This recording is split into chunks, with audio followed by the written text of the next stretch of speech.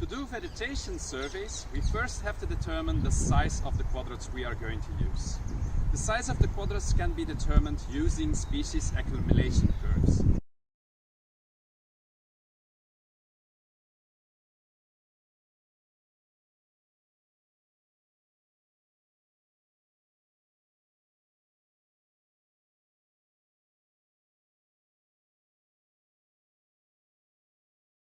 But for most temperate, herbaceous and scrubby ecosystems, predetermined sizes are available.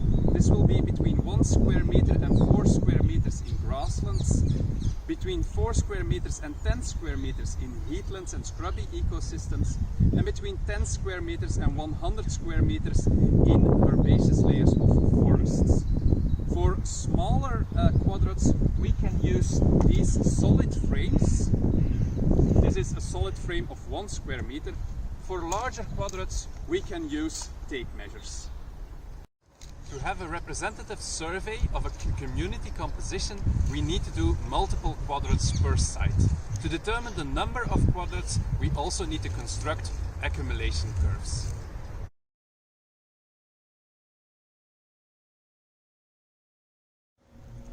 Once you've determined the number of quadrats you need to use to study a site, randomly put them at your site. Only include homogeneous vegetation. Avoid abrupt changes within your quadrant. Don't include, for instance, here debris and grassy vegetation. Don't include a tree trunk.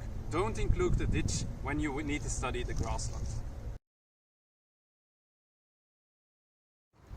Once you've established your quadrant, you need to identify the species, for instance, using a flora.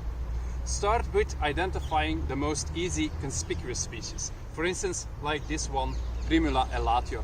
And then start searching systematically in your quadrant for other species, for instance here, Rumex acetosa, or Ranunculus repens, or the grassy species, Holcus lanatus, and make a species list. When you are identifying your species and looking for new species, avoid trampling your vegetation. Of course, in a small quadrat such as this one, 1 by 1 meter, this is not a problem. In larger quadrats, this may become a problem, so only walk at pre-established paths, for instance in the middle or around your quadrats. To estimate percentage coverage of a species, you need to project the leaf orthogonally to the soil and then sum the percentage coverage of those leaves. To estimate the coverage of these two primulas, for instance, you need to shift in your mind the two primulas to one side of the quadrat and then estimate the percentage coverage. Assuming that these two subquadrats of 1 square meter are 10% of the 1 square meter quadrat, you can estimate that these two primulas will probably be about 7.5% of the 1 square meter quadrat. We've already determined 7.5% for these two primulas, but there are additional primulas in the quadrat, so you need to estimate the entire coverage. So all shift them to one side. If you have doubts, the best way to estimate the coverage is to use an iterative measures. For instance, is primula covering 50% of the 1 square meter? Yes or no? Obviously it's not 50%. 50% would be these two lanes, but it's not covering the 50%, so it's less. Then go to 25%. Is it covering 25%? Yes or no? So you've got the 7.5% here, those individuals here, and the individual here. Is it going to cover 25%? No, it's still lower than 25%. But it's not that much lower than 25%. So then you can start adding the primulas together, and probably you will get at between 15 and 20% of primula coverage in this square meter quadrat.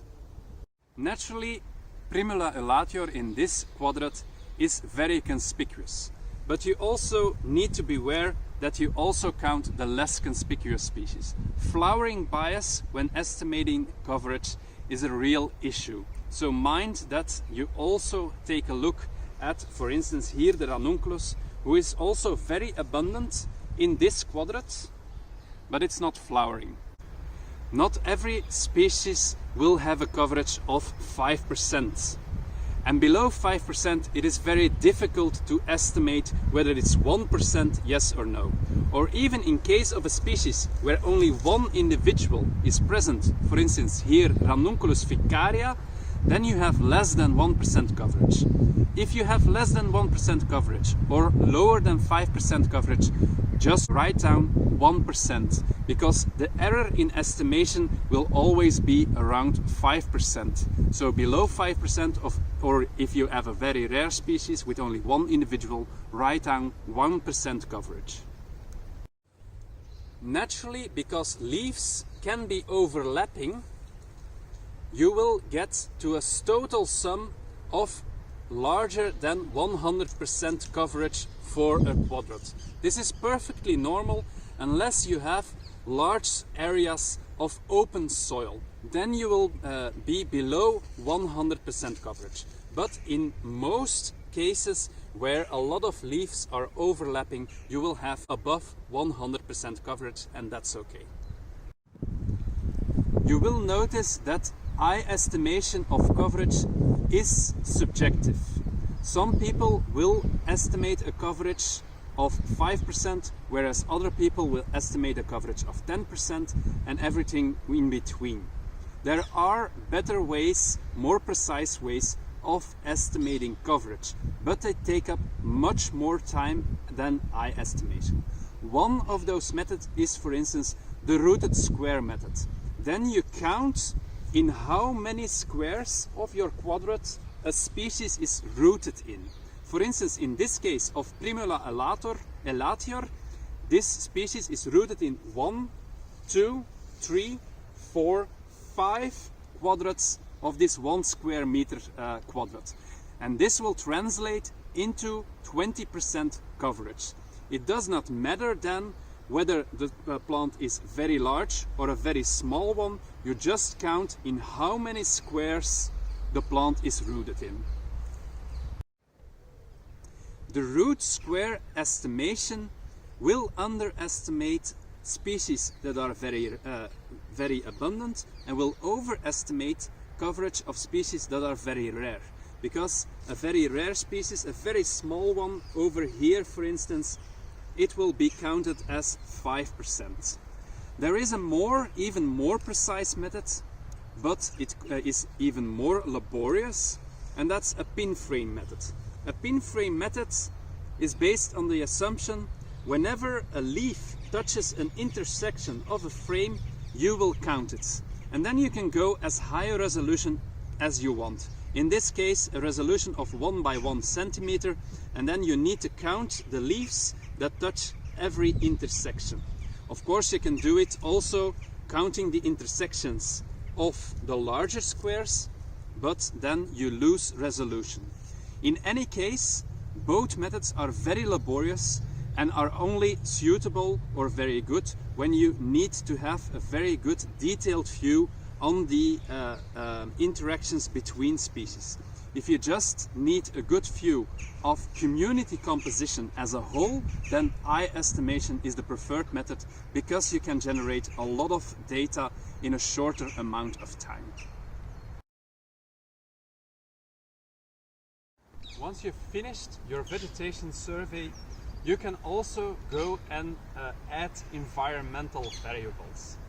For instance, in a quadrant, you can take soil samples. If you take soil samples, beware that you don't take just one soil sample, but you take a pooled sample that is spread across your quadrant. You can also take in other environmental variables, such as litter layer, for instance, but be aware that you need to take an average across your quadrant. So don't take just one place where you measure litter layer, do it in several places and take the averaged value for your quadrant.